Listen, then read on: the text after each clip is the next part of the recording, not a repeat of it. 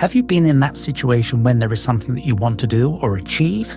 Despite working for a really long time and even getting it, you are not satisfied.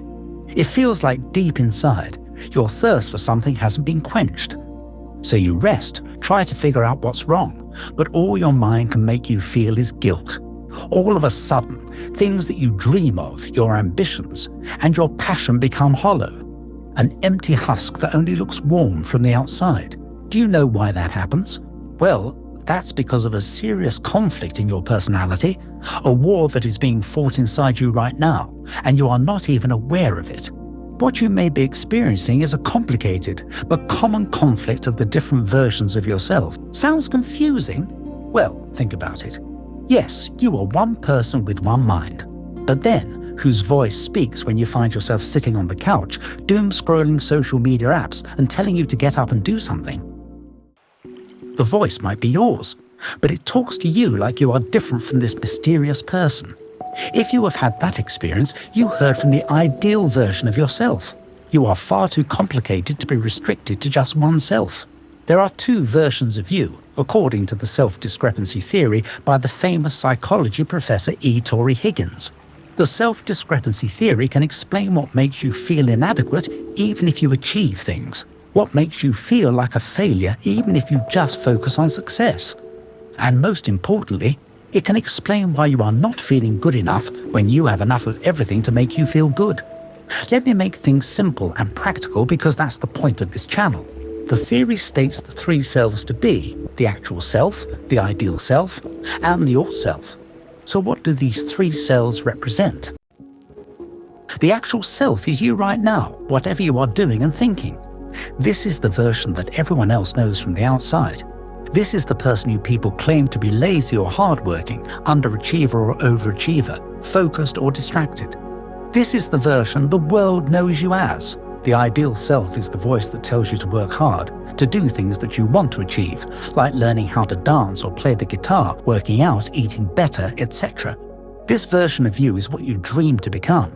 This is your ideal, and in all ways, it is way better than your actual self. Then comes the alt self.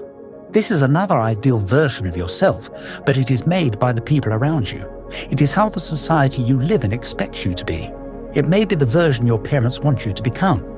The alt self is heavily shaped by family, friends, and culture. Maybe you want to be a helpful person and give more to charity. Maybe spend more time with your mother or help a friend with a personal problem. Doing all of this requires you to put in the effort, and that's what the alt self tells you to do. I think by now you might be getting some picture of what happens in your head. Try driving a car with two people telling you how to do everything, from turning the steering wheel to which gear to drive in. It either leads to a very rough and unbearable ride, or even worse, a really bad accident. Something very similar happens in your mind when the three versions of you collide in conflict. Your actual self is tired and does all the work. The ideal self supervises it and expects the best from you. And the third one just nods its head with judgmental eyes, telling you how you ought to live your life without being too selfish. Sounds familiar? Well, you need to make sure that the three of them are in harmony to get peace and be truly happy with everything you do and achieve. Sadly, this is one of those things that is easier said than done. If you are not conflicted with the ideal self, you might have some issues with your alt self. I need to work hard and become this, not because I want to be this person, but because my family expects this from me. This is a common example of this type of conflict. Sometimes it can be more subtle and difficult to grasp. Even the constant thought of I should have been successful, or I should have been married by now, is a conflict of actual and alt self. Since society expects you to do certain things by some time, failing to do it creates stress. Peer pressure, comparison with other people, making sure you work according to other people's standards are all examples. This does not mean you disregard what other people or even society expects from you, but you must understand that you have to move ahead at your own pace, not by what others tell you. This conflict leads to issues such as chronic stress, the feeling of burnout, and even self-sabotage. You go through guilt, anxiety, and shame. And here's the double whammy. This conflict makes you achieve less, work less, lose focus, and more prone to failure. All of this leads to, you guessed it, conflict with the ideal self as well. Notice how one conflict leads to another. But before you collect yourself, here's another issue. There's a third type of conflict as well. The ideal self can also collide with your alt self, although it is very subtle and rarely talked about. Some people are conflicted on who they want to be. Should they be a successful lawyer because that's what society and the people around them expect, or become an artist or a singer because that's their dream? If you think you are not one of them, you got lucky. There are hundreds of thousands of people who wake up every day, take the same route to their office, and sit inside just one place, doing the same thing. Or while they dream of becoming something else, doing something big. But the responsibility on them just does not allow it.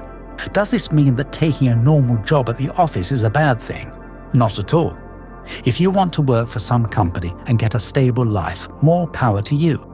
There is no conflict here because your ideal self, alt self and actual self are in harmony.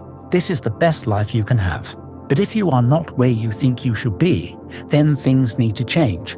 This conflict can lead to confusion, tension, loss of identity and direction, and even a constant barrage of self-questioning and doubt. There would be no point in knowing all of it if we did not include ways to resolve this conflict. The sense of being broken is because of the overwhelming conflict of the different selves. Social media tells you one thing, your heart another, and then there's society. Many people tend to just keep jumping from one self to another, trying to fit everywhere. This is called sustained performance mode and can lead to some exhausting results. And yes, existential emptiness. Fixing this issue takes a bit of effort and some time. To do so, you need to first identify the three selves and give them proper attributes. Take a journal or a notebook, and then write down what your actual self, ideal self, and alt self are. Be as detailed as possible. If things sound confusing, just mention who you believe you are, who you want to be, and who you should be. Then notice the similarities and dissimilarities between every self and focus on these gaps. The larger the gaps, the bigger the problem, and the more work you need to put in. But remember, there will always be gaps in these things, because if you become the ideal self, there is no room for improvement left. The idea is to reduce this gap as much as you can and keep the gap consistently small. Once you have identified the selves, you need to take action on them. First, accept yourself. You are not a failure. Rather, failure is the soil where growth sprouts from. And remember that accepting something is not the same as giving up. Stay honest to yourself and present a very real picture of yourself, even if it is a bit harsh. Then ask who this alt self is. Is this version of you coming from your parents, your friends, your loved ones, or just random people who do not care about you? Make the adjustments according to your will. Make sure there's room to keep in the advice of your loved ones, and no room for the judgmental eyes of strangers and naysayers. Finally, you need to connect with your ideal self. This is the version of you that works as your guide, not a disapproving egomaniac who judges you. You should be inspired by the ideal self.